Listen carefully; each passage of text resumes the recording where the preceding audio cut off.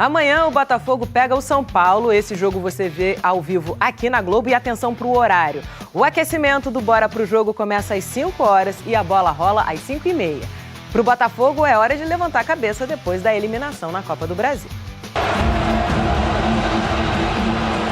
O atual campeão brasileiro e da Libertadores junta os cacos de um 2025 que se mostra bem diferente do ano que passou. O Botafogo acusa o golpe. O próprio John Textor faz as contas. Tem uma lista de 20 coisas que eu fiz errado, que nós fizemos errado. A demora para a escolha de um técnico no início da temporada foi um desses erros. Depois que Arthur Jorge anunciou que sairia no fim do ano passado, foram 55 dias até o acerto com Renato Paiva. Esse já foi demitido e substituído por David Ancelotti. Não vou dar uma lista de todos os meus erros, ou ficaríamos aqui a noite toda. E como esquecer das peças que saíram? Luiz Henrique e Almada eram nomes difíceis de serem substituídos, mas não foram os únicos a ir embora. Igor Jesus, Gregory e John também deixaram o clube. Todos eram titulares absolutos.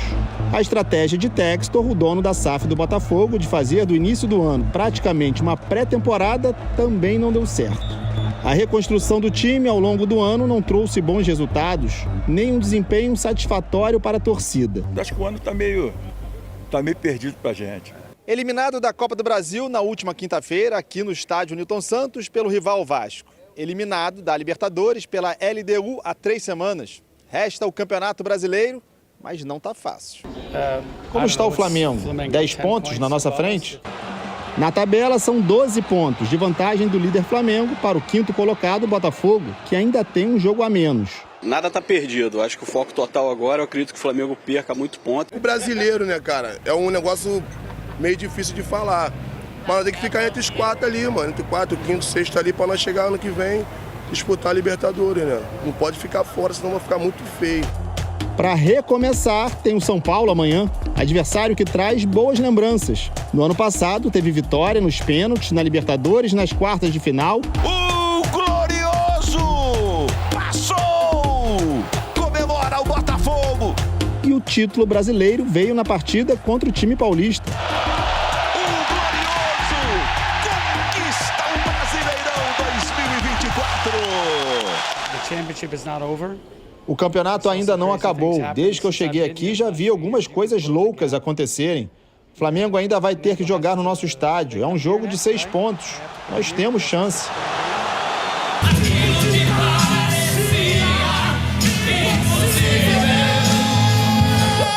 Aquilo que parecia não ter saída. Aquilo que tá em crise. Chama o Vasco. Tá em crise, chama o Vasco.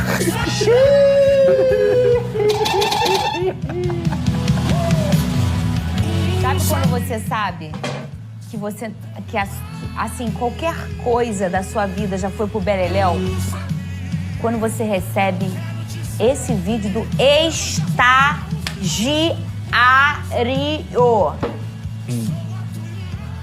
Ah, não tá ainda? Não tá no ponto.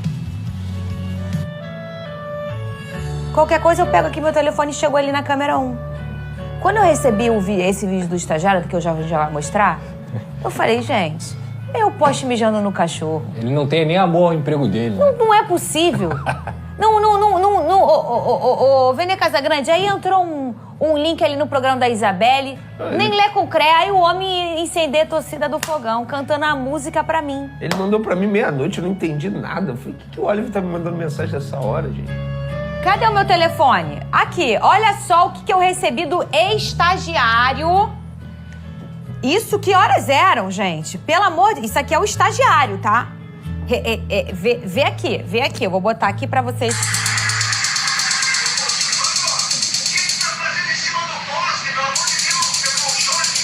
Esse é o estagiário. Alô, Fernanda Maia! Chama o John Texton, porque o gás, acabou o gás do fogão aqui, cara! É Vascão, cara! É Vascão!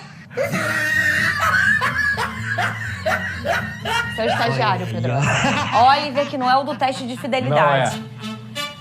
Ai, meu Deus. No mínimo, ele é corajoso. Olha aqui, ó. Deixa eu falar uma coisa. Ele está se garantindo em mim, velho. Só que a minha corda é fraca também. Cara, foi mexer com a Minnie. Não tem como. Tá louco? Ele nem tava aí Mas o hoje. chefe... É porque toda sexta ele folga. Lembrando que o chefe é vascaíno agora. Então tá tranquilo. Ele falou... Olha aqui, vamos falar desse jogo, Lucas Pedrosa, que eu vou dizer uma coisa pra você, hein? Você tem que bater palma para o seu treinador, que nesse programa várias vezes falamos que ele não é flexível, que ele só tem um jogo, que não sei o quê, que ele é teimoso. Mas ontem, eu não sei se é a primeira vez, porque eu não assisto todos os jogos da história da vida do Diniz. Sim. Mas eu achei incomum a postura que ele escolheu, num sentido de várias horas do jogo se defender, se tivesse que dar um chutão, dando um chutão, um jogo até um pouco diferente do que ele pratica, entendendo que ele ia ter que sofrer um pouquinho, mas que ia ganhar além, obviamente, do talento de seus personagens, né? Na vontade de vencer, na competitividade. Lucas Pedrosa, comente do seu Vasco da Gama e me fale se você concorda com o que eu vi ontem de Fernando Diniz, que, na minha opinião, no jogo da prancheta, venceu o Ancelotti. Então, Fernanda, eu acho que se você for olhar as duas partidas, tanto em São Januário quanto dentro do Newton Santos, você olha a classificação do Vasco e você não fala assim, o Vasco passou sangrando. O Botafogo amassou o Vasco e o Vasco passou por sorte. Isso não aconteceu. No primeiro jogo em São Januário, o Vasco jogou melhor do que o Botafogo, poderia ter vencido a partida, mas foi um jogo muito equilibrado. No Newton Santos, o Vasco teve a sorte de abrir o placar, com a belíssima falta batida pelo Felipe Coutinho, e aí o Neto, eu nem sei se dá pra chamar aquilo de falha, mas eu vi muita gente falando que ele falhou, dá o rebote pro Nuno Moreira, acho que a falha também tem a ver com o sistema defensivo do Botafogo, que não acompanhou, e o Nuno Moreira conseguiu fazer o primeiro gol. Aí, sobre o que você falou, Fernando, eu acho que tem um teor de Copa do Brasil, um teor de competição mata-mata. Porque um jogo com 3 pontos, talvez ele teria outra postura. Talvez ele acreditaria em outra forma de jogar. Mas sofrer nesse tipo de competição é muito importante. E qual seria a única forma que o Vasco, diante da discrepância que tem pro Botafogo fora de campo, e quando eu digo isso, gente, são números. O Botafogo tem um investimento de quase 10 vezes maior do que o do Vasco. São mais de 600 milhões gastos nessa temporada, enquanto o Vasco gastou 70, 80. Então, assim, a única forma de conseguir equilibrar essa situação era o quê? Era sendo um clássico, camisa com camisa, mas na vontade, na competição. E isso vai além da bola. Eu acho que o Vasco ainda é uma equipe, digamos assim, tecnicamente inferior à do Botafogo, mas que teve mais vontade, teve mais disciplina, teve mais concentração, e isso, em momentos decisivos, é muito importante. Então, eu acho que o Fernando Diniz, quando toma o gol, por exemplo, na bobeira que o Léo Jardim deu naquela saída de bola, mas não só do Léo Jardim, mas do próprio sistema defensivo, o Vasco desmorona um pouquinho ali, o Botafogo cresce no final do primeiro tempo e no segundo tempo o Botafogo continua melhor no início, porque o Pumita é colocado na lateral esquerda e o Vitinho entra em campo e o Botafogo começa a atacar por ali. Só que o jogo vira. A partir dos 20 minutos, digamos assim, o Vasco começou a ter oportunidade, novamente o controle do jogo volta pro Botafogo e no final da partida, com a entrada do Robert e Renan, que pra mim foi o cara que mudou o panorama da partida, o Vasco cresce e ficou até próximo de fazer o segundo gol. Vai pro pênalti e o cara que tinha falhado dentro do jogo, que pra mim falhou, no momento que sai ali e comete o pênalti no Correia, o Léo Jardim, ele aparece porque ele é um herói. A gente tá falando de um Vasco que bateu um recorde e agora tá junto com o Cruzeiro e Palmeiras como a equipe que mais se classificou de forma seguida na Copa do Brasil. São 5 classificações seguidas. O Vasco bateu 28 pênaltis nessas disputas e fez 26. O que mostra que a força mental dentro desses momentos é muito grande. De você ter um grande goleiro, um goleiro que é um dos melhores do Brasil e que tem que estar no radar da seleção brasileira e também ter batedores que confiam no seu próprio goleiro. Então, o Alex Telles, pela fatalidade, mesmo sendo um especialista, perdeu e aquilo deixou o Vasco mais confortável nas cobranças. Então o Vasco conseguiu se classificar diante do Botafogo.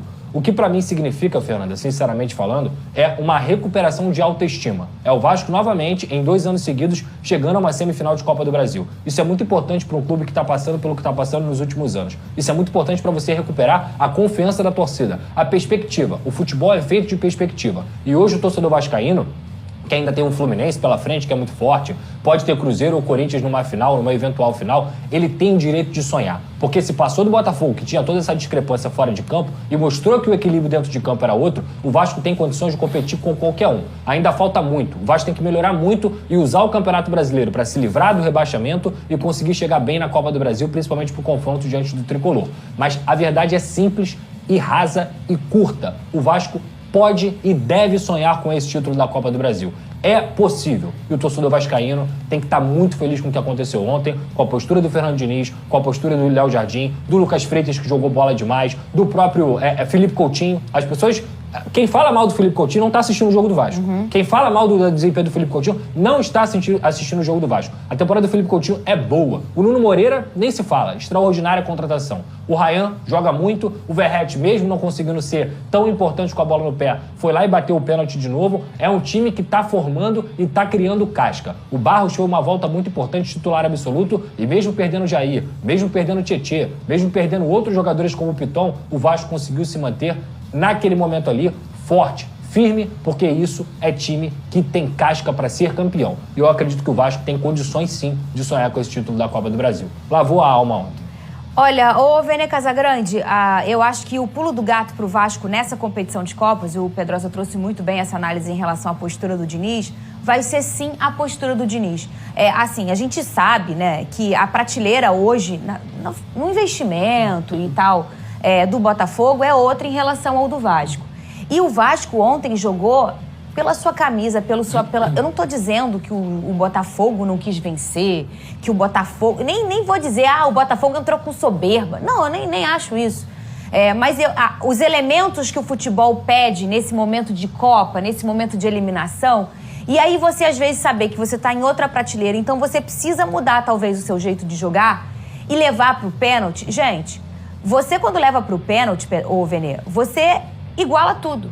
Ainda mais, você até ganha um favoritismo quando você tem um goleiro, que é o Léo Jardim. Quando você tem um número como o Vasco, 5 avanços seguidos, batendo um recorde de Copa do Brasil, avançando nessa forma, nos pênaltis. Aí o Pedrosa traz um número, 28 penalidades, 26 certos. 28 bateram e 26 certos. Isso quer dizer o quanto que esses caras estão prontos. E a gente está falando, já mudou os batedores, já mudaram. Mas é a certeza que você tem um super goleiro que vai garantir pelo menos uma penalidade. O Botafogo já viveu isso, sabe quando? Quando tinha o Gatito Fernandes, que era o maior pegador de pênalti do Brasil na ocasião. E sabe o que o botafoguense queria? Ir pro pênalti. Ele fazia de tudo para ir, porque ele tinha certeza que o Gatito ia pegar. Fernandinha, o Pedrosa mencionou aí o número de cobranças feitas pelo Vasco da Gama e o número de acertos, que é algo impressionante, mas também tem que ressaltar o número de cobranças que o Léo Jardim pegou durante essas 5 vezes. Foram 10, né, que você acabou de mencionar. É o tipo de situação que o jogador que vai bater um pênalti, eu tenho certeza que os 5 que vão bater o pênalti, eles devem se reunir e falar assim, vamos fazer, porque pelo menos um nosso goleiro vai pegar. Porque isso passa uma confiança absurda para os jogadores que vão bater a penalidade máxima. E o Léo Jardim é um bom exemplo para aqueles que falam assim, nossa, pagar 1 milhão para um goleiro, será que vale a pena? A resposta está aí, dentro de campo. Vale cada centavo investido. Por isso que a renovação de contrato dele, na ocasião, quando o Pedrosa trouxe aqui os números, eu fui sempre a favor dessa renovação de contrato, independentemente de quanto iriam pagar para ele no salário, porque é um jogador que te entrega, e te entrega sempre. A gente pode discutir aí uma situação ou outra que ele pode ter bobeado, pode ter falhado, mas de modo geral, a passagem dele pelo Vasco da Gama, a trajetória dele no Vasco da Gama é absurda. É um jogador que te entrega muito, é extremamente decisivo.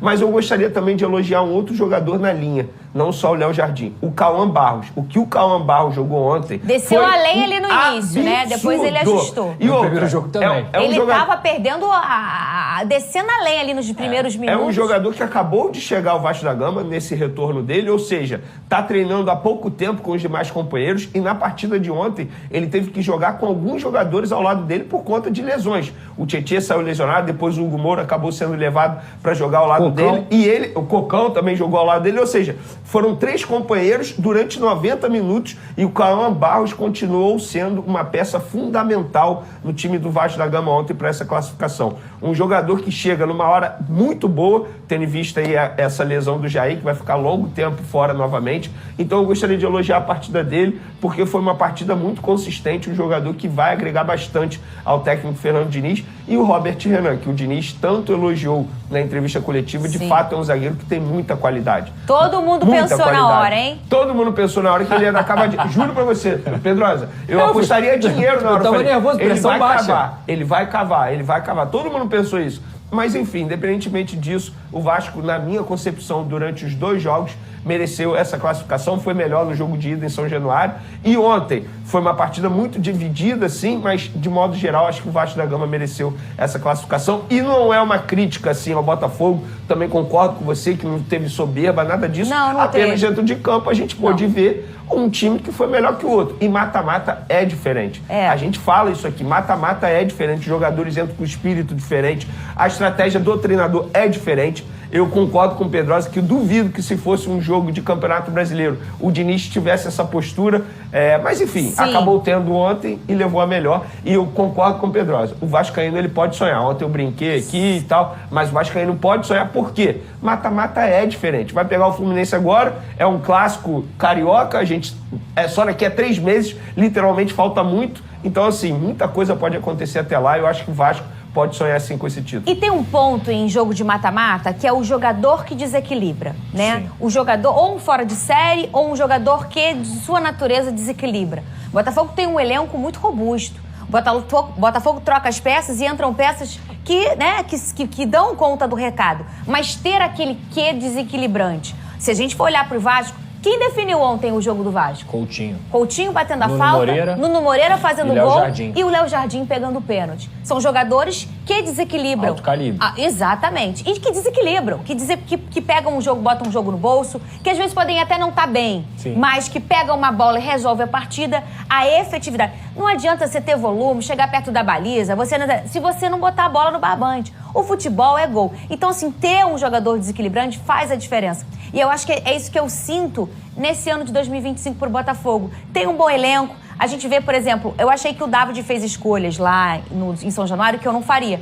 Mas ontem eu acho que não foi na conta dele. Ele não fez, devia ter colocado fulano e não botou ciclano. Pra quem reclama... O Neto falhou, Fernandinho. Não, mas eu tô falando então, o David. Então, assim... Ele não tem culpa.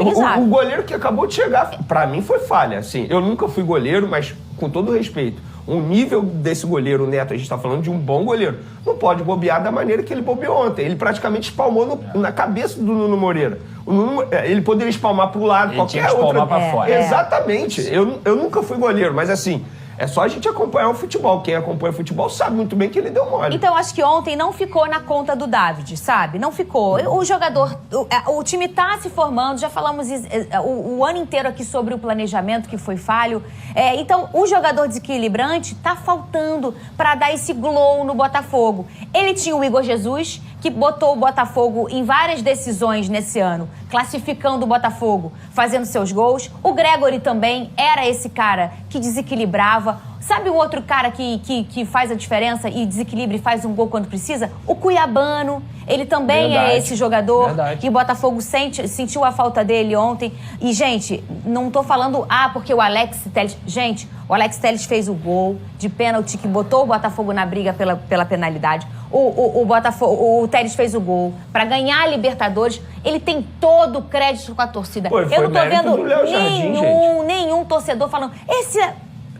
coisas que acontecem no futebol. Mas o que eu quero dizer é que é o jogador que desequilibra. O Igor Jesus foi embora, o Gregory foi embora. Então o Botafogo tá precisando desse personagem para tentar melhorar esse grupo, esse elenco, que é um elenco muito bom, que tem muita qualidade. Sim. Mas que precisa desse personagem que o Vasco teve ontem na noite com o Coutinho, o Léo Jardim e com o Nuno Moreira. Agora vamos com o Alcilene. Vai, Alcilene, boa tarde pra você, Alcilene. Ai, Ih, gente...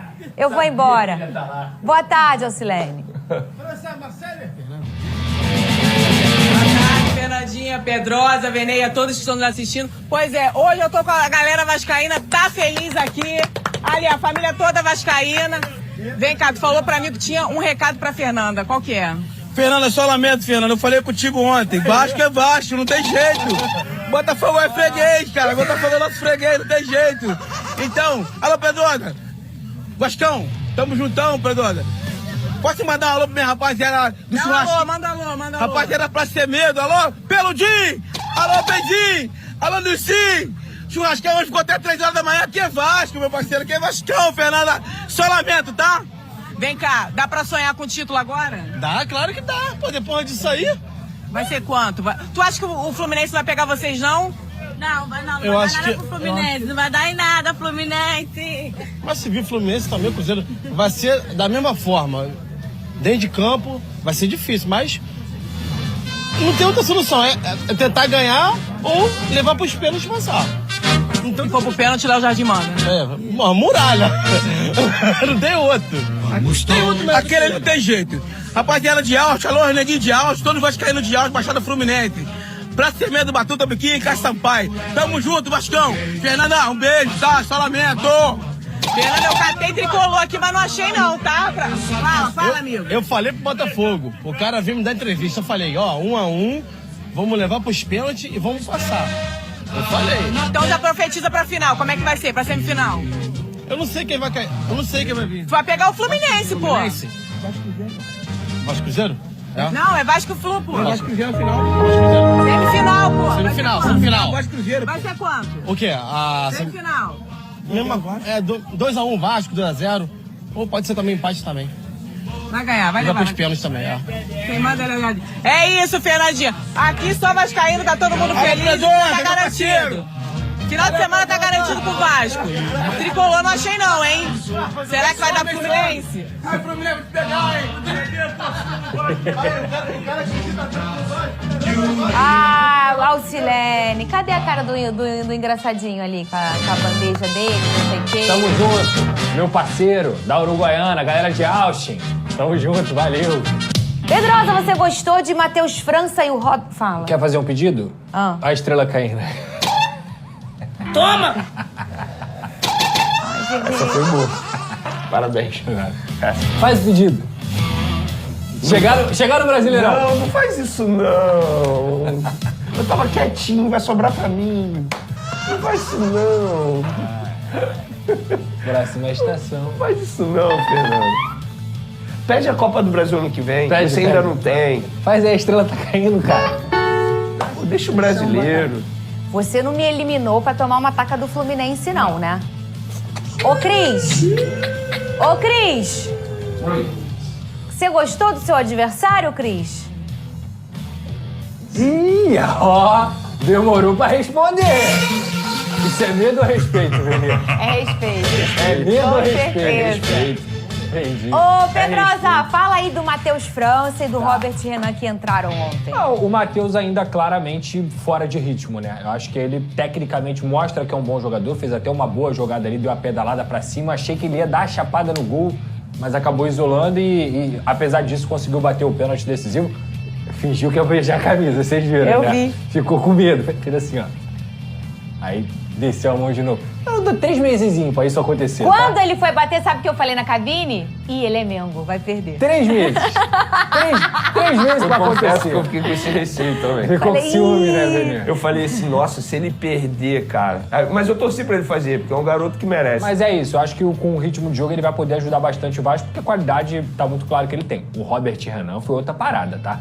Eu fiquei impressionado, não porque eu não conhecia o futebol dele, mas a forma como ele conseguiu entrar depois de tanto tempo sem jogar. Ele entrou e mudou o jogo, porque o Vasco colocou o Hugo Moura pra ser o volante, né? Novamente como primeiro volante, segundo volante, ali junto com o Barros, e o Robert Renan na zaga. E, cara, ele fez jogada de camisa 10, ele deu o lançamento, ele correu com a bola, ele foi bem na marcação. É um garoto que em breve vai ser titular do Vasco da Gama pela qualidade dele. Pra mim, um jogador que tem muito potencial. É um presente que o Vasco ganhou pela trajetória da carreira dele. A trajetória da carreira do Robert Renan, ela não é uma trajetória pra hoje, com 21 anos, ele tá no Vasco. Eu não digo isso com desmerecimento ao Vasco, não, tá? É entendendo a realidade, tá? O Robert Renan é um jogador que poderia estar na Europa. O Robert Renan tranquilamente poderia estar lá na Europa em um grande clube. Como ele foi vendido, entre aspas, o Matheus França também. Também. Só que a trajetória da carreira dele fez com que abrisse uma oportunidade para ele estar no Vasco hoje. E junto com o Diniz. Então eu acho que esse casamento pode dar muito certo e esse garoto pode se tornar um grande zagueiro. Não, mas tecnicamente ele é um zagueiro que se encaixa perfeitamente no estilo de jogo do Fernando Diniz. Porque a qualidade de saída de bola dele é absurda. Ele tem um pezinho no craque, Mário. Ele tem um pezinho no craque. No desequilibrante, é porque eu não sei, ele não foi meia, sei lá, em algum momento, de verdade, porque a qualidade que ele tem na saída de bola é absurda. Ele sempre foi Por exemplo, o Léo Ortiz já foi volante na carreira dele, Sim. na categoria de base. Sim. Isso explica muito porque ele tem aquela saída de bola muito boa. Porque você tem que trabalhar isso. O Robert Renan é assim, não estou dizendo que os dois estão no mesmo nível, mas a qualidade na saída de bola é absurda. Tem que tomar cuidado com esse excesso de confiança também, para não dar mole e paçocar. Mas, repito, pra mim, ele tem um pezinho no craque. Ele tem muita qualidade para um zagueiro. Muita. Eu acho que a gente acabou não falando aqui, né? Mas o Montoro não foi uma opção pro David, porque ele teve um problema gastrointestinal. Isso aí. E o Danilo ficou a semana toda sem treinar. Isso. Uma questão física, né? E aí talvez por isso também que o David não colocou ele na partida, porque o povo ficou esperando o Montoro. Por que não vai botar o Montoro? Meu Deus do céu, o Montoro... Se cagou, Vini. Viu o gigante, cagou na frente do gigante. Os dois, inclusive, a gente esperava no time titular. Os dois. Exatamente. Calma, não vai embora ainda. Aqui em cima tem um vídeo especialmente escolhido pra você. E aqui embaixo tem o último vídeo que a gente postou. Corre lá e assiste, é maneiro. E aqui você vai se inscrever no canal. Clica aqui, se inscreve no canal, dá essa moral pra gente. Tamo junto.